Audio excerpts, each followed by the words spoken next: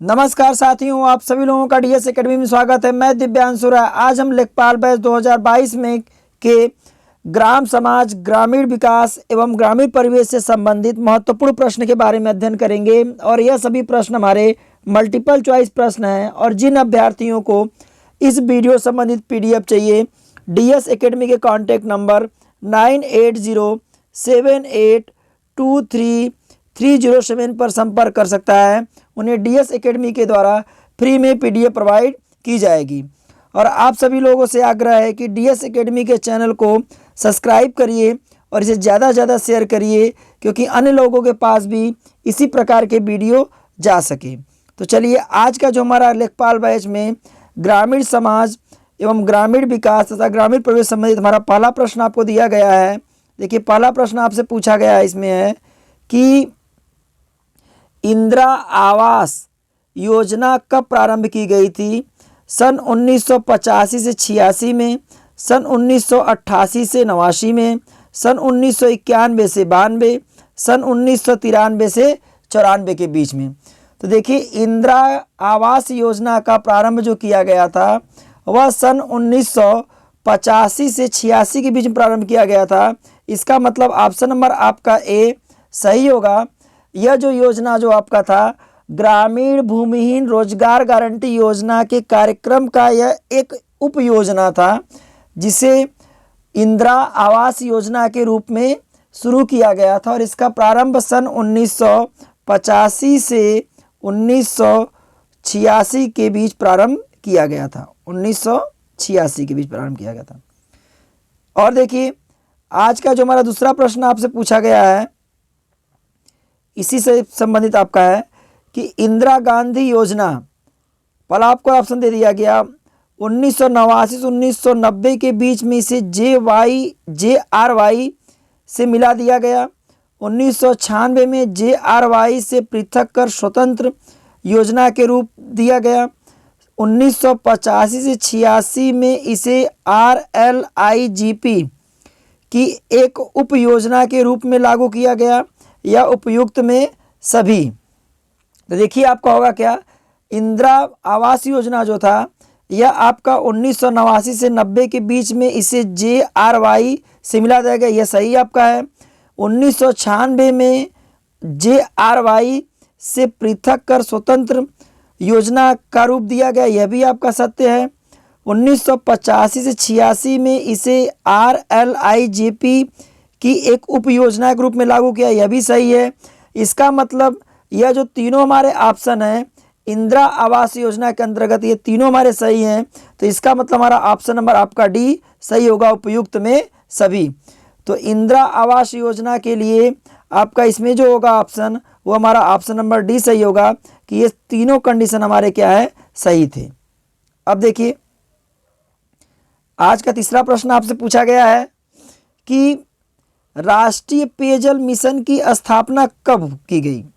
सन 1986 में, सन 1988 में, सन 1990 में, या सन 1992 में? तो देखिए, आपसे पूछा गया है कि राष्ट्रीय पेयजल मिशन की स्थापना जो हुई थी वह आपका हुआ था सन 1986 में। सन 1986 में राष्ट्रीय पेयजल मिशन की स्थापना की गई थी। और देखिए, राष्ट्रीय पेयजल का स्थापना क्यों किया गया था? तो यह आपका था जल के संकट के समाधान के लिए, जल के संकट के समाधान के लिए यह मिशन का प्रारंभ किया गया था, जिस मिशन का नाम था राष्ट्रीय पेयजल मिशन। इसका स्थापना सन 1986 में किया गया था। इसका मतलब ऑप्शन नंबर आपका इसमें ए सही होगा। अब देखिए, आपसे पूछा गया है, चौथा प्रश्न आपसे पूछा गया है कि राजीव गांधी पेयजल मिशन का कंडीशन आपको दिया गया 1991 में लागू की गई। संपूर्ण ग्रामीण जनसंख्या को आगामी कुछ वर्ष के पर्याप्त मात्रा में सुरक्षित पेयजल उपलब्ध कराना, या आपसे तीसरा आपको ऑप्शन दिया गया, थोड़ा ऑप्शन इसके बड़े बड़े आपके हैं। देखिए, आपसे तीसरा आपको ऑप्शन दिया है कि अगस्त 1985 में इस कार्यक्रम को शहरी विकास मंत्रालय ग्रामीण विकास मंत्रालय में स्थानांतरित कर दिया गया, या उपयुक्त में सभी। तो एक बार फिर से हम प्रश्न को देख लेते हैं। देखिए प्रश्न आपसे दिया गया है कि राजीव गांधी पेयजल मिशन, तो देखिए राजीव गांधी पेयजल मिशन सन 1991 में लागू की गई, यह सही आपका है। यह जो मिशन था यह हमारा था संपूर्ण ग्रामीण जनसंख्या को आगामी कुछ वर्ष में पर्याप्त मात्रा में सुरक्षित जल उपलब्ध कराना, यह भी आपका सही था राष्ट्रीय राजीव गांधी पेयजल मिशन से। और देखिए तीसरा आपको दिया गया आपका है सी कि अगस्त 1985 में इस कार्यक्रम को शहरी विकास मंत्रालय से ग्रामीण विकास मंत्रालय में स्थानांतरित किया गया, यह भी सही है।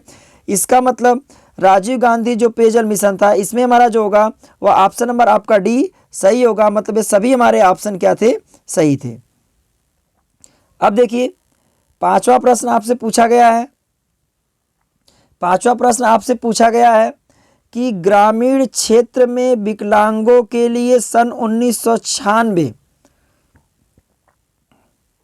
से चलाई गई, इसमें दिया गया आपका है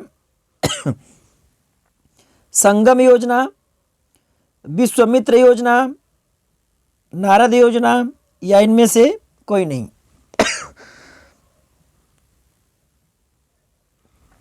अब देखिए इसमें आपको दिया गया क्या आपका है कि ग्रामीण क्षेत्र में विकलांगों के लिए 1996 में चलाई गई संगम योजना, विश्वामित्र योजना, नारद योजना, या इनमें से कोई नहीं। तो देखिए ये जो आपका जो था ग्रामीण क्षेत्र में विकलांगों के लिए 1996 में चलाई गई थी, उस योजना का नाम था संगम योजना। उस योजना का नाम क्या था, संगम योजना। और यह योजना का प्रारंभ 15 अगस्त 1996 में किया गया था। 15 अगस्त 1996 में इस योजना का प्रारंभ किया गया था। और इस योजना के अंतर्गत विकलांग, मतलब विकलांग या उसे दिव्यांग, अब उसका नया नाम दिव्यांग दे दिया गया आपका है, तो विकलांग या दिव्यांग के कल्याण को सुनिश्चित करने के लिए आपका इस योजना का प्रारंभ किया गया था, जिस योजना का नाम आपका है संगम योजना। यह योजना 15 अगस्त सन 1996 में चलाई गई थी।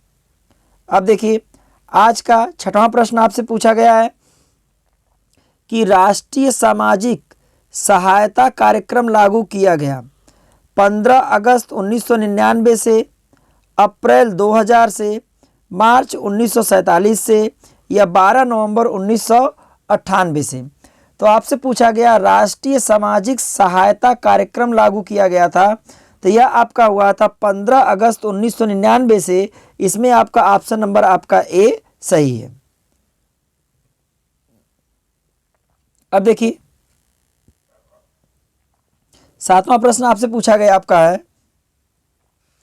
कि अन्नपूर्णा योजना केंद्रीय ग्रामीण विकास मंत्रालय द्वारा प्रारंभ की गई थी मार्च 1999 से, अप्रैल 2000 से, मार्च 2000 से, या मार्च 2002 से। तो आपसे पूछा गया है अन्नपूर्णा योजना या केंद्रीय ग्रामीण विकास मंत्रालय द्वारा यह प्रारंभ किया गया था, तो यह आपका था मार्च 1999 से। इसमें आपका ऑप्शन नंबर ए सही होगा। अब देखिए आज का आठवां प्रश्न आपसे पूछा गया है कि कस्तूरबा गांधी शिक्षा योजना वहां लागू है जहां महिला साक्षरता दर बहुत कम है, 15 अगस्त 1947 से लागू किया गया, बालिका शिक्षा को प्रोत्साहित देना मुख्य उद्देश्य था इसका, यह आपसे पूछा गया उपयुक्त में सभी। तो देखिए आपका आठवां प्रश्न पूछा गया कस्तूरबा गांधी योजना वहां लागू होता है जहां महिला साक्षरता दर बहुत कम है, वहां पे लागू होगा आपका। 15 अगस्त 1947 से लागू किया गया था, यह भी सही आपका है कि कस्तूरबा गांधी शिक्षा योजना जो लागू हुआ था 15 अगस्त 1947 में लागू किया गया था। और इस योजना में बालिका शिक्षा को प्रोत्साहित देना मुख्य उद्देश्य था, यह भी सही है। इसका मतलब कस्तूरबा गांधी योजना के अंतर्गत यह तीनों हमारे ऑप्शन सही हैं। तो आपका मुख्य ऑप्शन इसमें आपका हो जाएगा डी सही होगा, उपयुक्त में सभी। तो कस्तूरबा गांधी शिक्षा योजना लागू किया गया था। तो यह आपका होगा उपयुक्त में सभी, हमारे ये तीनों ऑप्शन सही से थे, इसलिए हमारा ऑप्शन नंबर इसमें डी सही होगा। अब देखिए आज का ये 19वां प्रश्न, 9वां प्रश्न आपसे पूछा गया है कि कुटीर ज्योति योजना कार्यक्रम लागू हुआ था। देखिए आपसे पूछा गया आपका है कि कुटीर ज्योति कार्यक्रम लागू हुआ था। इसमें आपको दिया गया है, ऑप्शन पहला दिया गया आपका है कि 1988 से 89 के बीच में, 1991 से 92 के बीच में, 1992 से 93 के बीच में, 1994 से 95 के बीच में। देखिए आपसे पूछा गया है कि कुटीर ज्योति कार्यक्रम कब लागू हुआ था। तो इसमें आपका होगा ऑप्शन नंबर ए सही होगा, सन 1988 से सन 1989 के बीच में कार्यक्रम चालू हुआ था। अब देखिए समझिए, एक और प्रश्न आपका है, ये बहुत अच्छा प्रश्न आपका है। देखिए ये आपका प्रश्न इंपॉर्टेंट भी आपका है। देखिए 10वां प्रश्न आपसे पूछा गया है कि कुटीर ज्योति कार्यक्रम, पहला आपका ऑप्शन दिया गया हरिजन, आदिवासी परिवार व गरीबी रेखा से नीचे रहने वाले ग्रामीण परिवारों के जीवन स्तर को सुधारने के लिए। दूसरा आपको ऑप्शन दिया गया यह भारत सरकार की योजना है, उक्त परिवारों की बत्ती कनेक्शन दिया जाए, या उपयुक्त में सभी। देखिए कुटीर ज्योति कार्यक्रम जो प्रारंभ हुआ था यह आपका हरिजन, आदिवासी परिवार व गरीबी रेखा से नीचे रहने वाले ग्रामीण परिवारों के जीवन स्तर को सुधारने के लिए उन परिवारों को बत्ती कनेक्शन दिया जाए। तो इसका मतलब आपका जो होगा इसमें ऑप्शन नंबर ए भी सही होगा, और यह भारत सरकार का योजना था यह भी सही होगा। उक्त परिवार मतलब यही सभी परिवार हरिजन, आदिवासी, गरीबी व गरीबी रेखा के नीचे रहने वाले परिवार को बत्ती कनेक्शन दिया जाए, यह ही आपका यह भी सही है। तो इसका मतलब इसमें ऑप्शन नंबर आपका डी सही होगा कि ये तीनों हमारे कंडीशन क्या थे, इसके सही थे किसके अंतर्गत, कुटीर ज्योति कार्यक्रम का। और इसका जो शुभारंभ किया गया था सन 1988 से लेकर के 1989 के बीच में इसका प्रारंभ किया गया था, 88 से 89 के बीच में।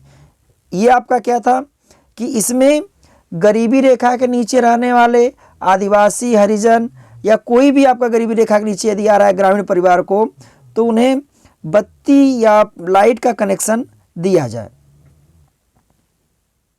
अब देखिए आज का 11वां प्रश्न आपसे पूछा गया है।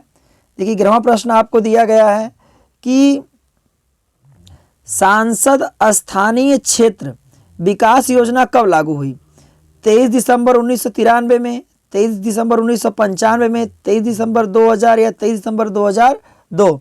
देखिए सांसद स्थानीय क्षेत्र विकास योजना जो लागू हुआ था यह आपका हुआ था 23 दिसंबर 1993 में, जो हमारा ऑप्शन नंबर इसमें ए सही होगा। अब देखिए आज का 12वां प्रश्न आपसे पूछा गया है कि प्रधानमंत्री रोजगार योजना कब लागू हुई। 2 अक्टूबर 1993 में, 2 अक्टूबर 1995 में, 2 अक्टूबर 1996 में, 2 अक्टूबर 1997 में। तो आपसे पूछा गया आपका है कि प्रधानमंत्री रोजगार योजना कब लागू हुआ था। तो प्रधानमंत्री योजना आपका 12 अक्टूबर 1993 में लागू हुआ था। इस योजना के तहत बेरोजगार युवक या युवतियों को बैंक से ऋण उपलब्ध करा करके उनके स्वनियोजन का अवसर उपलब्ध कराना, इस योजना के अंतर्गत। तो यह योजना का प्रारंभ 2 अक्टूबर 1993 में प्रारंभ हुआ था, तो इसका लागू हुआ था। इसका मतलब ऑप्शन में इसमें आपका ए सही होगा। इस योजना के अंतर्गत जो बेरोजगार युवक या महिलाएं हैं उनके लिए बैंक से ऋण उपलब्ध करा करके उन्हें स्वनियोजन के लिए अवसर प्रदान करना, इस योजना का ही उद्देश्य था। यह लागू कब हुआ था आपका 2 अक्टूबर 1993 में।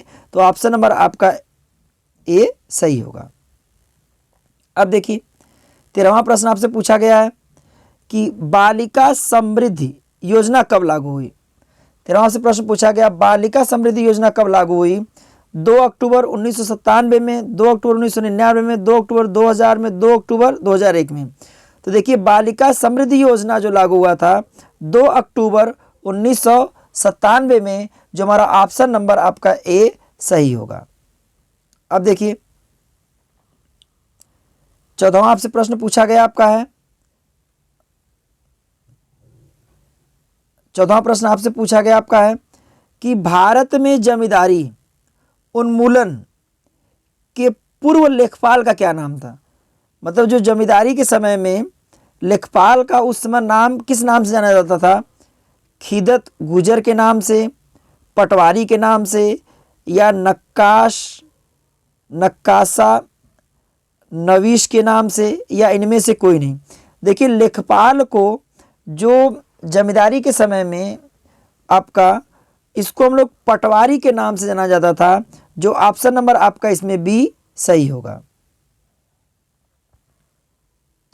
अब देखिए आपसे पूछा गया 15वां प्रश्न आपसे पूछा गया है कि लेखपाल के पास क्या होता है। देखिए कंडीशन आपसे पूछा गया, पर दिया गया आपका है कि कृषकों के खेती संबंधी सारे कागजात रखते हैं। प्रायः हर गांव में एक लेखपाल रहता है। किसानों के खेतों तथा उनकी कृषि के संबंध में पूरी सूचना रखता है, या उपयुक्त में सभी। देखिए लेखपाल के पास जो होगा, कृषकों के खेती संबंधी सारे कागजात रखते हैं। प्रायः हर गांव में एक लेखपाल होता है।